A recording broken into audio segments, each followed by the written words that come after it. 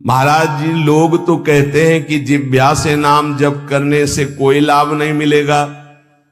कहते कर में तो माला फिरे, जीव फिरे मुख माही, मनुआ तो चहुदिस फिरे, यह तो सुमिरन नाही।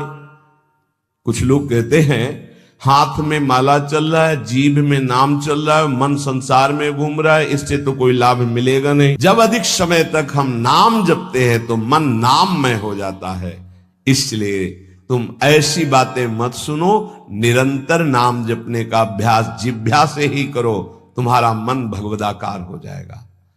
तो महाराज जी सुनते हैं भगवदाकार वृत्ति बड़ी महिमामयी है, तो ये कैसे आती, कैसे भगवदाकार वृत्ति आती है? तीव्र अभ्यास और निरंतर स्मरण से। जब क्षण क्षण में वृत्ति हमारी भोगों की तरफ जाती है, उस वृत्ति को हटाकर हम नाम में लगाते हैं तो नामाकार वृत्ति, एक एक वृत्ति जब नाम में लगने लगती, नामाकार वृत्ति प्रभु के रूप में लगने लगती तो भगवदाकार वृत्ति, तत्व चिंतन में लगती है तो ब्रह्माकार वृत्ति। इसलिए विशेष प्रयत्नशील उपासक वृत्तियों को भगवदाकार कर लेता है। प्रयत्नशील, बार बार मन संसार में जा रहा है, उसे हटाकर नाम में लगाते हैं, बार बार नाम में लगाते हैं, धीरे धीरे वृत्तियां नाम में हो जाती है। जब स्वतः एक एक वृत्ति नाम में हो जाती है तो भगवदाकार, मंत्राकार, नामाकार, ब्रह्माकार ऐसे शब्दों से कहा जाता है।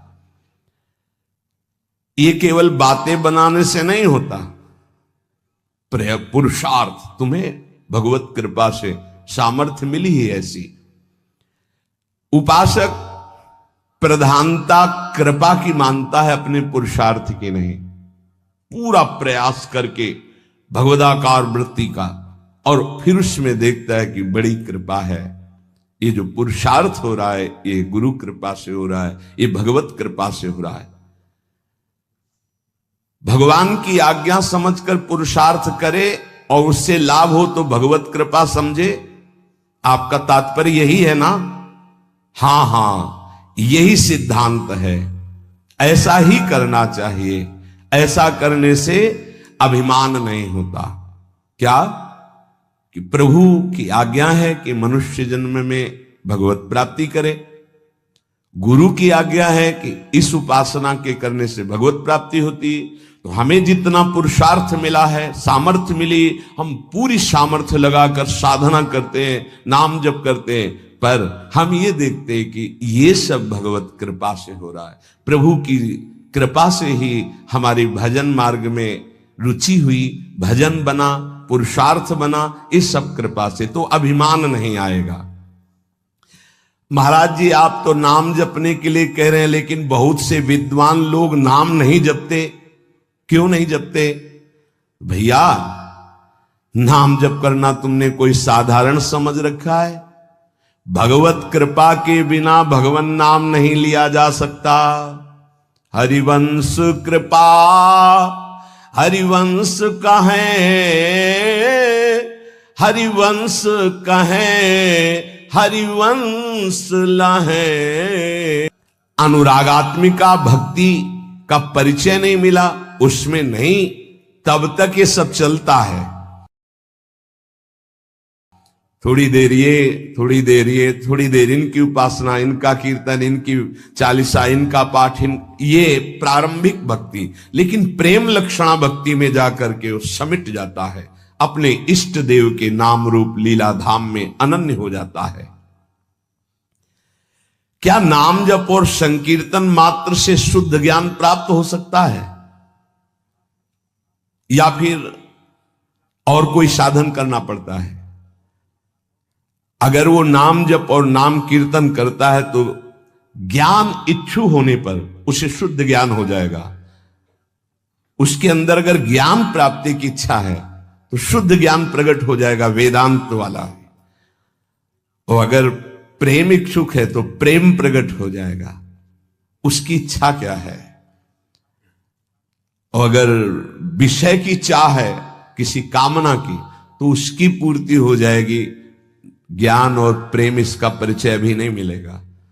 जब तक कोई वासना रहती है, इच्छा रहती है, तो पहले उसकी पूर्ति होती है। फिर जब उससे वैराग्य होता है, नाम कीर्तन नाम जब चलता है, तब आगे जो उसके अंदर भाव बनता है भक्ति का या ज्ञान का, वही जागृत हो जाता है। अंतःकरण नाम कीर्तन से, नाम जप से बहुत जल्दी शुद्ध होता है, इसलिए शुद्ध ज्ञान की प्राप्ति उसको प्राप्त हो जाती है। अगर ज्ञान इच्छु है तो भाव उसके अंदर नहीं बन पाएगा। भगवान नाम जप में रुचि दो, लोग क्या कहते हैं इनकी तरफ मत देखो। पूज्य बाबा कह रहे, देखो हम तुम्हें अंदर की बात बताते हैं। वेद पाठ और इन पाठों से लोक लोकांतर के सुख मिल सकते हैं, लेकिन नाम कीर्तन नाम जप से भगवत प्रेम, भगवत प्राप्ति, भगवत दर्शन प्राप्त होते हैं। हां, अगर वेदांत दर्शन के अनुसार साधना हो तो मोक्ष पदवी प्राप्त हो जाएगी। तो क्या नाम से मोक्ष नहीं प्राप्त हो सकता? महापापियों को भी मोक्ष पदवी प्राप्त हो गई नाम से। जब इतनी महिमा बाबा आप नाम की बताते हो, तो नाम कीर्तन में और नाम जप में सब क्यों नहीं लग जाते? क्यों नहीं लग जाते?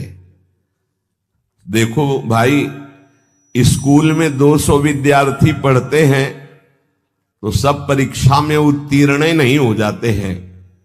हां, प्रयत्नशील विद्यार्थी परीक्षा में उत्तीर्ण हो जाता है।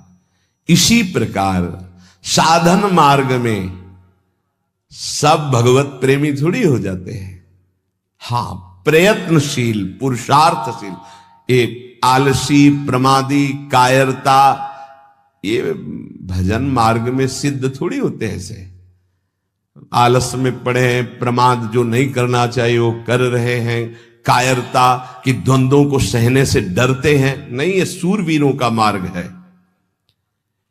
बार बार जब नाम जब किया जाता है तो कोई भी निष्ठा हो सब जागृत हो जाती है।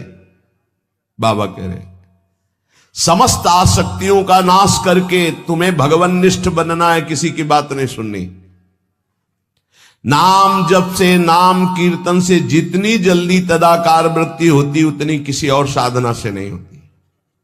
जो नाम जप करते हैं, नामी सदैव उनकी रक्षा में उनके पास रहता है। इसलिए तुम अपनी धारणा बनाओ, दूसरों की बातें मत सुनो। तुम जैसी जैसी धारणा पुष्ट करते जाओगे वैसा तुम्हें अनुभव होता जाएगा। तो नाम जापक को क्या सावधानी रखनी चाहिए जिससे उसका नाम सिद्ध हो जाए? बड़ा सुंदर प्रश्न उत्तर प्रश्न करता पूज्य श्री स्वामी अखंडानंद सरस्वती जी महाराज, उत्तर देने वाले ब्रह्मबोध संपन्न पूज्य बाबा उड़िया बाबा जी महाराज। तो क्या सावधानी रखे, क्या त्याग रखे जिससे नाम जापक सिद्ध हो जाए? सिद्ध नाम जापक रोम रोम रग रग नामाकार वृत्ति। पहले तो असंबद्ध प्रलाप छोड़े, असंबद्ध बेमतलब की बातें। नाम जापक को पहले वाणी को संभालना, क्योंकि इसी से नाम जप होता है। बेमतलब की, ठीक बहुत गंभीर, शत भरे, मृदु भरे, भगवत भाव भरे वचन बोलो। राम भगति भूषित जिये जानी, सुनई सुजन न सराही सुबानी। कभी न हो नई बचन प्रवीणु, सकल कला सब विद्या बीनु। आखर अर्थ अलंकृति नाना, छंद प्रबंध अनेक विधाना। भाव भेद रस भेद अपारा, कवित दोष गुण विविध प्रकाश। राम भगति भूषित जिये जानी, सुनई सुजन न सराही सुबानी। कभी न हो नई बचन प्रवीणु, सकल कला सब विद्या बीनु। आखर अर्थ अलंकृति नाना, छंद प्रबंध अनेक विधाना। भाव भेद रस भेद अपारा, कवित दोष गुण विविध प्रकाश। राम भगति भूषित जिये जानी, सुनई सुजन न सराही सुबानी। कभी न हो नई बचन प्रवीणु, सकल कला सब विद्या बीनु। आखर अर्थ अलंकृति नाना, छंद प्रबंध अनेक विधाना। भाव भेद रस भेद अपारा, कवित दोष गुण विविध प्रकाश। राम भगति भूषित जिये जानी, सुनई सुजन न सराही सुबानी।